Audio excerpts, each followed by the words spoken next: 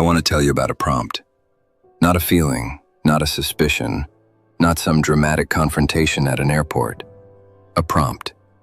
11 words, typed into an AI image generator at 11:47 on a Wednesday night. Woman alone at rooftop bar, Singapore skyline, golden hour, photorealistic. She sent me that photo the following morning with a voice note saying the jet lag was brutal, but the view made it worth it. I want to be precise about what I felt when I found that prompt in the history she forgot to clear. It wasn't rage. It wasn't even surprise, really. It was something much stranger than both of those things. It was admiration. Not for her, for the architecture of it, for how completely, how methodically, a person can build something that has no foundation at all, and make it feel more real than the actual floor beneath your feet. She was very good at this. I just turned out to be better at finding things. Let me show you exactly what I found. Her name was Maya. And I want to be honest with you about something before I go any further into this story, because it matters to how the rest of it lands. She was genuinely extraordinary. Not in an abstract way, in the specific, observable way that makes you feel like you won something just by knowing a person. She had a memory for detail that was almost unsettling. She could recall the exact thing you said 6 months ago in a conversation you barely remembered having. She noticed things. She synthesized things. She was the kind of person who, when she explained something, made you feel like you had been looking at the world with a filter on, and she had just removed it. We had been together 2 years and 4 months. She worked as a creative consultant, brands, campaigns, visual identities, which meant she traveled, which meant she lived in some genuine sense across multiple cities simultaneously. London was home, but Milan, Amsterdam, Dubai, Singapore were regular fixtures. Her calendar was a geography lesson. I was proud of her. That's the honest thing to say. I found her work fascinating. We used to talk about AI image generation tools together. I remember that specifically now with a particular kind of irony. She was an early adopter. She used Midjourney for client mood boards. She showed me how the prompts worked once, sitting across from me at our kitchen table, generating surreal landscapes for a perfume campaign. She was teaching me the tool she would later use on me. I didn't know that then. I thought it was just Tuesday evening. I read something recently, a piece from a digital forensics researcher published in late 2024, that said AI-generated image use in personal deception has increased by over 300% in 2 years. Not corporate fraud, not political misinformation, personal deception, relationship-level fabrication. The technology democratized the lie. Anyone with a browser and a free account could now build a visual alibi in under 4 minutes. I did not know that statistic when I was with Maya. I just knew that her photos were always slightly too perfect. I had noticed that. I had filed it under, "She has a good eye." I was so willing to find innocent explanations for things that required none. The first crack was not a feeling. It was a shadow. Specifically, the shadow cast by a wine glass in a photo she sent from what she described as a terrace restaurant in Amsterdam. Mid-October. 2:30 in the afternoon, she said. Just sat down for a late lunch. The shadow fell to the left of the glass. At 2:30 p.m. in Amsterdam in October, the sun is in the southwest. The shadow would fall northeast, not left. I know what you're thinking. You're thinking, who notices that? And the honest answer is, I almost didn't. I looked at that photo for 15 seconds before something in me just quietly noted it and moved on. Not a confrontation, not even a conscious decision. Just a small internal register that said, that's not right. I did nothing with it. 2 weeks later, she sent a photo from Singapore. Rooftop bar, skyline behind her, or behind someone. The figure in the frame was distant enough to be unidentifiable, which I had always taken as her being modest about appearing on camera. I looked at the image for a long time. The light was extraordinary, golden, cinematic in a way that felt, and I'm choosing this word carefully, rendered. Not captured, rendered. Like every element had been placed rather than found.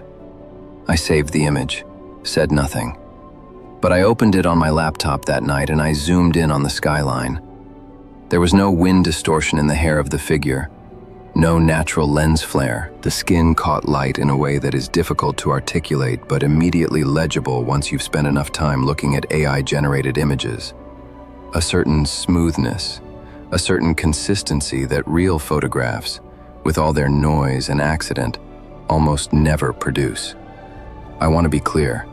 I was not certain. I was curious. There is a difference. And I think that difference matters enormously to what happened next. Because what came next was not a confrontation. It was an experiment. Here is what most people don't know about AI image generation platforms. They remember. Not in a sinister way, not in a surveillance way, in a completely mundane, default, never thought about it way. Most of these platforms, the major ones, the free ones, the ones creative professionals use daily, maintain a generation history, a log, every prompt ever typed, every image ever produced, stored in the account, retrievable, browsable, time-stamped. It is not a secret feature. It is simply a feature nobody thinks about when they are using the tool to deceive someone. Maya and I shared a household subscription to one of these platforms. A practical decision. She used it for work constantly, and I used it occasionally for presentations. The account was in her name. The subscription was split, and we were both logged in on the shared home computer. I want to be precise. I did not access anything private. I opened a platform we both used, on a computer we both used, on an account I was a named user of. I was not breaking into anything. I just opened the history. It went back 14 months. I want you to understand the geometry of what I was looking at. On the left side of the screen, timestamps and prompts, text, what she typed in order to receive an image. On the right side, the generated image itself. I scrolled for approximately 40 seconds before I stopped. October 14th, elegant European terrace restaurant, afternoon, Amsterdam canal view, wine glass foreground, warm golden light, photorealistic, no people. October 14th was the day she sent me the Amsterdam lunch photo. Same light, same composition, same wine glass. The shadow, I now understood, fell in whatever direction she had forgotten to specify. I kept scrolling. Singapore, Dubai, Frankfurt, Milan. Every trip, every photo, every single one. Not photographs taken at distance or in bad light or at odd angles. Prompts typed at her desk. I could see the timestamps. Hours or sometimes days before she was supposed to have arrived somewhere. She was building the trips before she took them, or rather, before she didn't take them. And then, and this is the part that I still think about, not with anger, but with a kind of reluctant architectural appreciation, I found the prompt that made me completely certain about everything. November 3rd, 11:47 p.m. Woman alone at rooftop bar, Singapore skyline, golden hour, photorealistic, long dark hair, white linen shirt, slight smile, looking at camera, real photograph style, no AI artifacts. No AI artifacts. She had thought to specify that. She had been iterating, improving, correcting errors. She was getting better at it. I sat with that for a long moment. Then I opened a notepad document, and I started to write down dates. Here is the part people expect to be chaotic, the confrontation, the screaming match, the demands for explanation, the desperate archaeology of, who was she actually with? Where did she actually go? How long has this actually been happening? I did none of that. Partly because I didn't need to. The history told me enough, but mostly because, and I want to be honest here, even though this might sound strange, I found the whole thing genuinely fascinating. Not in a way that made the hurt smaller. It was there. It just had to share space with something else. What I kept returning to was the craft of it. She had not lied carelessly. She had constructed a parallel visual reality, an entire illustrated life, with the same professional attention she brought to client work. She had iterated. She had quality checked. She had reviewed the outputs and rejected the ones that looked wrong, and regenerated until she had something convincing. She had treated deceiving me like a creative brief. Look, I am aware of how this sounds. I'm aware that some of you listening are thinking, how can you be calm about this? How can you be almost analytical about something this personal? And the only answer I have is that the analytical part wasn't a choice. It was a reflex. It's how I process things that are too large to feel all at once. I couldn't sit in the emotion of it at 11 p.m. on a Thursday with a laptop full of evidence and nowhere to put it. So I documented instead. Every prompt, every date, every corresponding message she had sent me, cross-referenced, logged, saved to a drive she had no access to. It took 4 evenings, and what emerged from that process was something I had not expected. Clarity, not just about what she had done, about what I was going to do. Because here is the thing about spending 14 months in a relationship with a person who has been methodically constructing a false version of their life. When you find out, you don't just lose the lie, you lose the real parts too. You lose the ability to know with certainty which parts were real. I had to accept that I might never fully separate the two, and I had to decide whether I needed to, or whether I could simply acknowledge that the whole structure was compromised and walk away from it entirely. I chose the second thing. Not immediately, not without sitting with it, but eventually, clearly, and without any genuine doubt. I'm not a person who goes back into a building once I've identified the structural failure. Over the following 2 weeks, I did what needed doing. Quietly, in the correct order. My name off the shared accounts, my things consolidated, my plans remade. None of it dramatic, none of it announced. I read something during that time, a paper on the psychology of composed response to betrayal, that described the experience of systematic deception as a form of identity interference. The idea that when someone constructs a false reality around you, they are not just lying about themselves, they are making you an unwitting participant in something you never agreed to.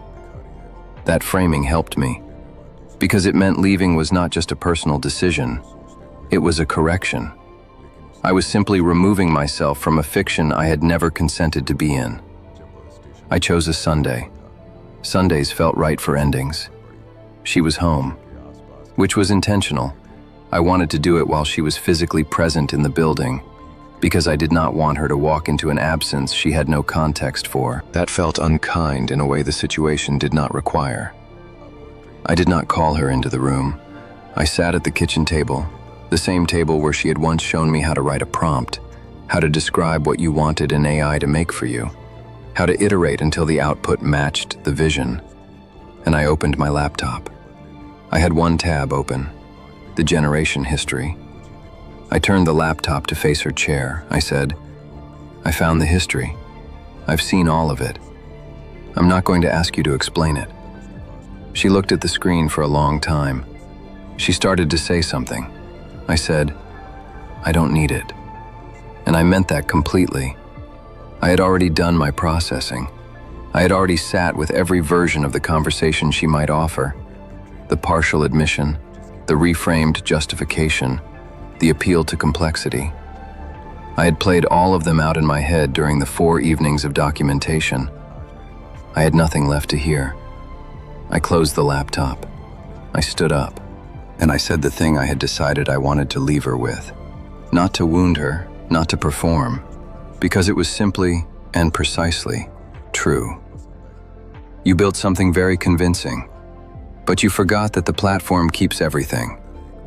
I picked up my bag, which had been packed for 11 days, and I walked out. No more words, no scene, just the door. The remarkable thing about leaving somewhere you have already left internally is how clean it feels. Not easy, not painless, but clean. Like closing a file you no longer need to keep open. Here is what I know now that I did not know before any of this. We are living in a moment where it has never been easier to build something that looks true. And because of that, and this is the part I find genuinely important, it has never been more necessary to pay attention to the small things.